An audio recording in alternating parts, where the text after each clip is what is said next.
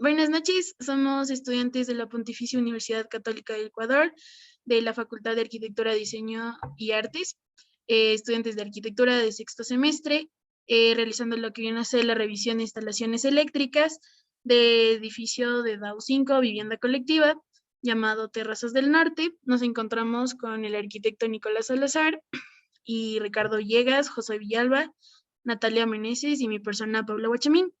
A continuación voy a exponer un poco sobre lo que viene a ser el edificio. ¿Ya se está visualizando? ¿Sí? Sí.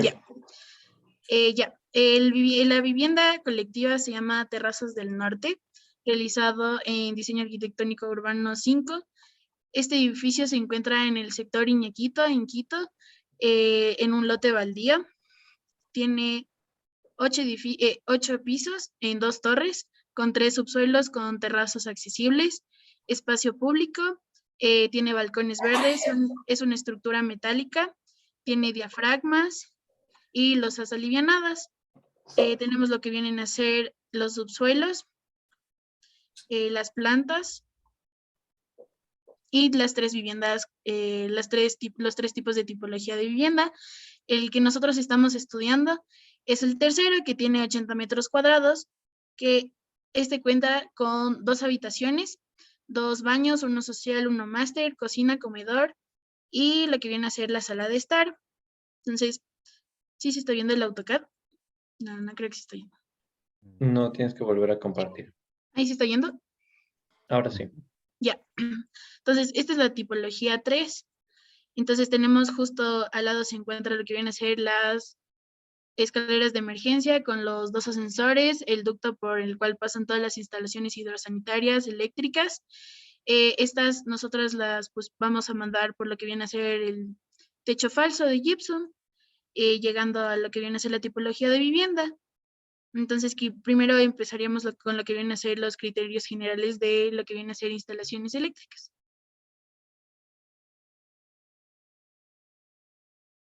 Sin duda, antes de hacerle algunas preguntas como puntuales, quisiéramos preguntar si es que existen algunos criterios tal vez generales que hay como tomar en cuenta previo ya adentrarnos en el diseño, tomando en cuenta un poco que es como un edificio en altura y tomando en cuenta como si fuera el 8º piso.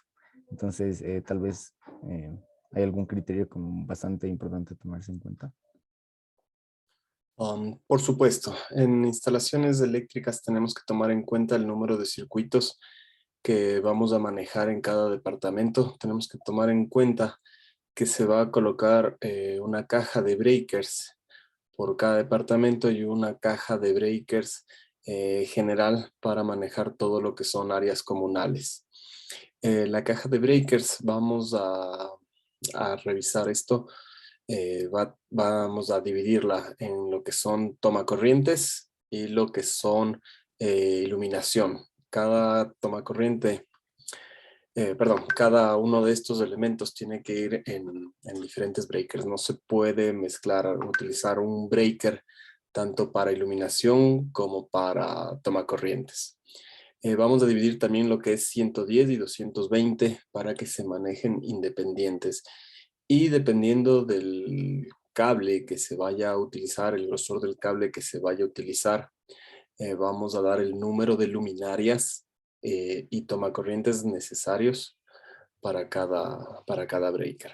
En promedio se utilizarán entre 12 a 14 luminarias por circuito y de 12 a 14 breakers por circuito, pero tomando en cuenta el grosor del cable a utilizar.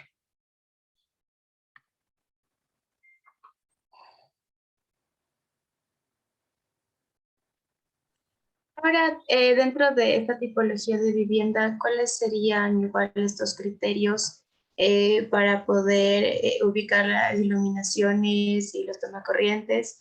Y también, ¿dónde podría ser la ubicación del tablero eléctrico, donde es un poco más accesible para que pueda darse este mantenimiento y ir en constante revisión?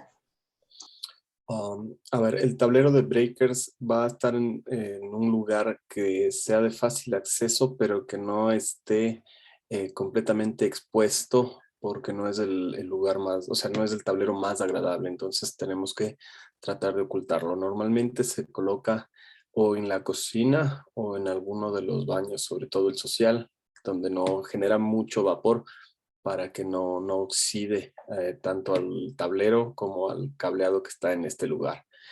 Se trata de ubicarle lo más cerca de los ductos, sobre todo los ductos que están llevando la parte de las instalaciones eléctricas, eh, eh, en cuanto a ubicación, pero si igual queda lejos, se tendrá que colocar en la parte de la cocina, detrás de alguna puerta, eh, algún lugar así que no sea el más expuesto, pero que sea de fácil acceso para en caso de darle un mantenimiento no se tenga que mover refrigeradoras o algún mueble. En cuanto a iluminación, va a depender mucho del diseño del edificio. Entonces, se puede manejar luz cenital en el que se utiliza cielos rasos y la luz va oculta o se utiliza mangueras de luz o puntos pequeños de luz hacia los alrededores y da un ambiente un poco más cálido. Se puede jugar con colores en la iluminación para tener diferentes tipos de ambiente o una luz central que antes se utilizaba mucho y cuando se tiene alguna lámpara, alguna cuestión grande, sirve para que quede expuesto. Entonces, como les dije, se tiene que dividir estas luces en circuitos. Estos circuitos tienen que ser de cargas similares, es decir, si tenemos solo 16 luces, se tienen que manejar dos circuitos de 8 y se va ubicando de acuerdo a la cercanía con el tablero o cada uno de las iluminaciones, se van colocando cada uno de estos circuitos, ¿sí? Va a depender mucho de las áreas. Normalmente en lo que es salas, salas y dormitorios se utiliza más luz cenital. Y en lo que es comedores se utiliza una luz central que normalmente se coloca alguna lámpara, algún tema de estos, porque al ser un comedor, la parte del comedor está central y no estorba a lo que se camina. Quizá también otra aclaración sobre la altura de los tomacorrientes, también de la parte en donde se encienden o se apagan las luces, ¿tienen alturas específicas para su correcto funcionamiento? Los tomacorrientes se colocan a 35 centímetros, entre 35 y 40 centímetros del piso terminado. Los tomacorrientes se colocan de 90 a 1 metro del piso terminado. Se recomienda colocar los tomacorrientes cada 2,50 a 3 metros de distancia, ¿no? Entre cada tomacorriente para que pueda ser accesible a cada uno de los elementos que se coloquen, para cuando se coloque una aspiradora, para colocar lámparas, no sé, cualquier elemento. En lo que son los dormitorios se recomienda colocar 2 tomacorrientes a los lados de la cama para que sean accesibles tanto a lámparas de velador como a relojes, despertadores, etc. Los interruptores se pueden manejar tanto conmutadores como interruptores simples y estos se recomienda que estén cerca a los accesos o a las puertas para poder iluminar el ambiente en cuanto se llega. Okay, muchas gracias. De ahí, tal vez un poco la diferencia entre los diferentes cables eléctricos que podemos encontrar en estos circuitos, como el cable, por ejemplo, un unipolar o un multipolar, o cuando son trenzados, ¿en qué caso se usa cada uno de estos para las instalaciones en un edificio de este tipo? Yo normalmente recomiendo que no se utilice cables unipolar por la dureza que tiene este cable. Es preferible que sea el multipolar porque es un poco más flexible. En general, en todas las instalaciones prefiero utilizar este cable debido al maltrato que se mantiene al rato que se conectan a las lámparas, al rato que les toca pasar por la tubería y que hacer curvas, etcétera. Entonces el cable que es multipolar, a mi modo de ver, es mucho más flexible y permite todos estos movimientos sin que se dañe. El unipolar, que es un poco más rígido, prefiero no utilizarlo a no ser de que sea algún caso específico o algún tipo de cable muy grueso en el que se pueda utilizar este tipo. Pero en general mi recomendación es siempre el multipolar para que sea más flexible. Igual tal vez si el voltaje es diferente tal vez para un edificio de viviendas que en una casa. Mm, si es que estás manejando, a ver, el grosor del cable va a estar dada por la distancia que manejamos y por la cantidad de elementos que se van a conectar. ¿Sí? Entonces, si es que tú vas a conectar muchos elementos y que jalan mucha energía, como en el caso de la cocina, se recomienda que sea un cable más grueso y el cual te permite llevar toda esta energía. Por ejemplo, conectas una plancha de cocina, conectas una parrilla, cuestiones así,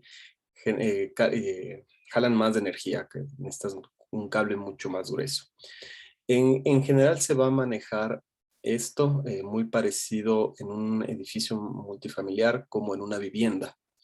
Eh, hasta digamos, desde la caja de breakers hacia los diferentes ambientes de los departamentos.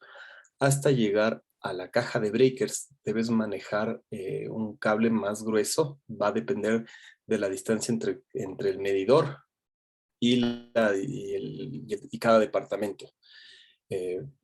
Va por ahí el grosor de los cables. Ahora, los cables que manejan voltajes más altos como 220 siempre se van a solicitar que sean mucho más gruesos debido a la carga que están manejando. Por ejemplo, en una ducha eléctrica te van a pedir que sea de 220 para que la energía sea un poco más estable, para que no consuma tanto. Van a consumir los artefactos de 220, van a consumir menos y el cable no se caliente tanto por la cantidad de energía que pasa por ahí. Entonces siempre te recomiendan que sea un cable mucho más grueso, no sé, un cable 10 o un cable 8 por ahí, que es muy diferente a un tomacorriente que vas a utilizar en 110, qué sé yo, para una computadora, para cargar el teléfono, para el despertador. Entonces vas a poder utilizar un cable más delgado, por ahí un 12, no sé.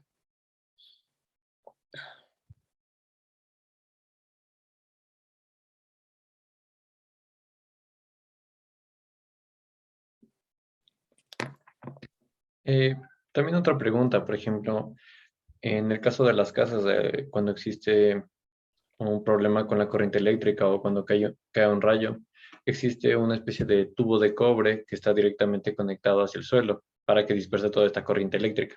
En el caso de un edificio, también utilizaría un sistema similar eh, para, esta, para estos problemas con o este dispersor, más bien dicho, de corriente eléctrica. Eh, sí, va a depender, a ver, va a depender mucho de la cantidad de viviendas o de la cantidad de energía que estás manejando. Normalmente se utiliza este tubo de cobre, que es un tubo a tierra, para dispersar no solo lo que viene con algún rayo, sino cargas altas. ¿Sí? Hay un sobrevoltaje. Con esto dispersas en la tierra el sobrevoltaje. En el caso de edificios, en el caso de laboratorios o elementos que manejan mucha energía, se maneja una malla a tierra que es la unión de algunas varillas, va a depender del cálculo, que te ayudan a dispersar todo lo que es el sobrevoltaje a tierra, que no siempre va a ser de un rayo, a veces puede ser que hicieron a alguien un mal contacto, que tocan dos cables de luz al mismo tiempo, salta un breaker y esto genera un sobrevoltaje, ayuda a dispersar todos estos elementos a tierra. Es siempre recomendable utilizar este cable a tierra. Actualmente los tomacorrientes están diseñados para tener este cable a tierra y todos los elementos que manejemos siempre deben estar con este cable a tierra, sobre todo si quieres proteger elementos caros, computadores, refrigeradoras, televisores, porque simple y llanamente hay un sobrevoltaje y puede llegar a quemarlos. Entonces la recomendación es siempre manejar un cable a tierra. Muchos contratistas eléctricos que no tienen la suficiente experiencia, lo que hacen es conectarte este cable a tierra a las cajas de los tomacorrientes, porque dicen que es metálico y que este se dispersa en las paredes de la casa, pero no es nada recomendable hacer eso, no es que dispersa bien, no está cumpliendo la función que se merece, y más bien puedes generar algún accidente mayor, sobrecargar algún otro cable y generar un incendio. Entonces, debes tener cuidado en esto, siempre se debe tener cuidado en este tema de los cables de tierra y todo lo que viene, todas las conexiones de toma corrientes siempre a tierra. Incluso ya algunas iluminarias también te ponen la conexión a tierra, sobre todo cuando son lámparas grandes o llevan más de un foco cada una de estas lámparas. Ok, muchas gracias. De ahí, sobre la materialidad como de los cables, normalmente son de, no sé si siempre, pero yo he visto que son de cobre. No sé si esto, o sea, supongo que eso es por una cuestión de precio, pero también como que es un buen material, un buen conductor. Pero si es que por cuestión de, tal vez quitando esta parte del precio, ¿cuál sería un material tal vez un poco más ideal que el cobre con el que se podrían realizar estos cables para los circuitos eléctricos? A ver, se escoge el cobre porque es un buen conductor y no tiene pérdidas de energía, pérdidas de voltaje en la conducción. Eh, Realmente ahorita no me imagino un material que mejore esta conductividad eh, y que sea, o sea, más barato o más caro que el cobre, ¿no?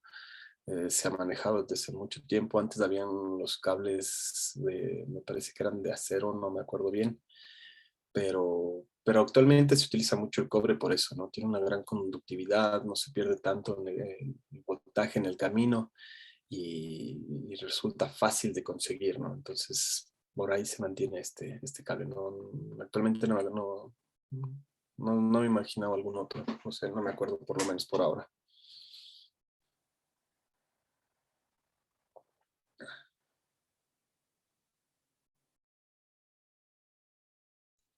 Bueno, ya para finalizar, bueno, muchas de las veces vemos estos tomacorrientes en el suelo, entonces queríamos saber qué tan factible es ponerlos en vivienda.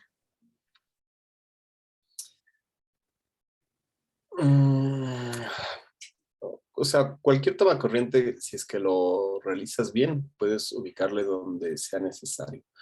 En vivienda no se recomienda tanto estos tomacorrientes que van al suelo, porque no tienes muchos cambios en el área, ¿sí? No tienes paredes movedizas, corredizas. Esto se acostumbra más en oficinas o en centros comerciales o en lugares donde hay mucha variación interna de las áreas.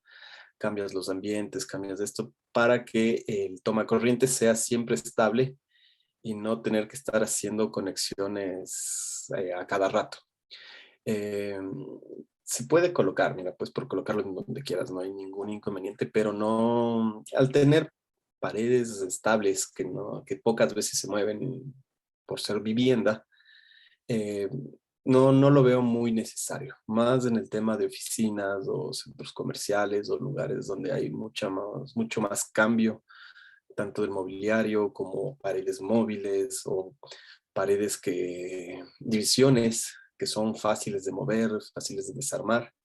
Se recomienda esto para no estar todo el tiempo con cables por todo lado que suben, bajan, etc. Entonces, eh, con el cuidado adecuado podrías colocarlo, pero no se acostumbra tanto a utilizar esto. No sé, tal vez en alguna sala, en algún punto donde quieras colocar una lámpara específica que no quede cerca de alguna pared, podrías hacerlo. Como en este caso veo que la sala, eh, tienes ahí un lugar donde no tiene pared, justo arriba donde dice sala de estar.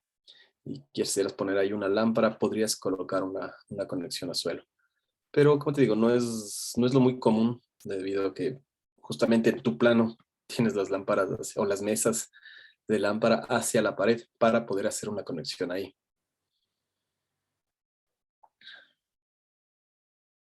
Otra pregunta en cuanto a la iluminación exterior, que por ejemplo en el proyecto tenemos estas terrazas. ¿Qué criterios se deberían tomar en cuenta por lo que está justamente en el exterior para protegerlo de la lluvia y si también este debería tener un tablero independiente? Bueno, eso es. La iluminación exterior en caso de edificios depende mucho del diseño que tienes y del ambiente que quieres generar, ¿no? Si quieres generar ambientes muy iluminados, qué sé yo, para canchas o ambientes intermedios para lugares, para parrilla o reuniones, que no sea tan iluminado, tan claro, sino un ambiente un poquito más bajo. Hay mucha variación, lámparas altas, lámparas bajas, lámparas de pared, entonces va a depender mucho de lo que tú necesites. Normalmente en los edificios se tiene un tablero de breaker para todo lo que es luces comunales. No tienes gran cantidad de luces.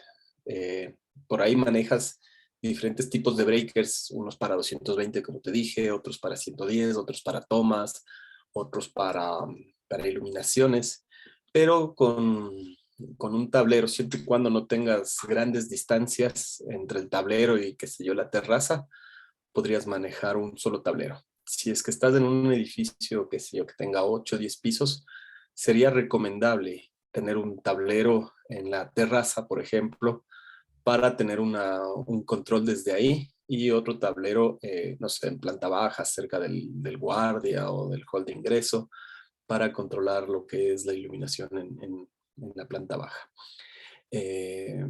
Más es por las distancias que vas a manejar, ¿sí? Entonces, va a depender mucho del tipo de luminaria. Actualmente en el mercado encuentras mucha luminaria de muy diferentes cantidad, voltaje, etcétera, y que te da una iluminación de acuerdo a tu diseño, ¿no? Entonces, va a depender mucho de esto. Ya no se acostumbra tanto a esas luces tipo postes o altas, porque te viene desde arriba, o sea, no es lo más agradable, más bien es lo que está a nivel de la persona que se ilumina ciertas áreas, etcétera, para poder tener unos ambientes mucho más agradables, ¿no? Y actualmente tienes unos diseños de lámparas muy bonitos que ayudan a tu diseño y a que tu ambiente esté de acuerdo a tu requerimiento.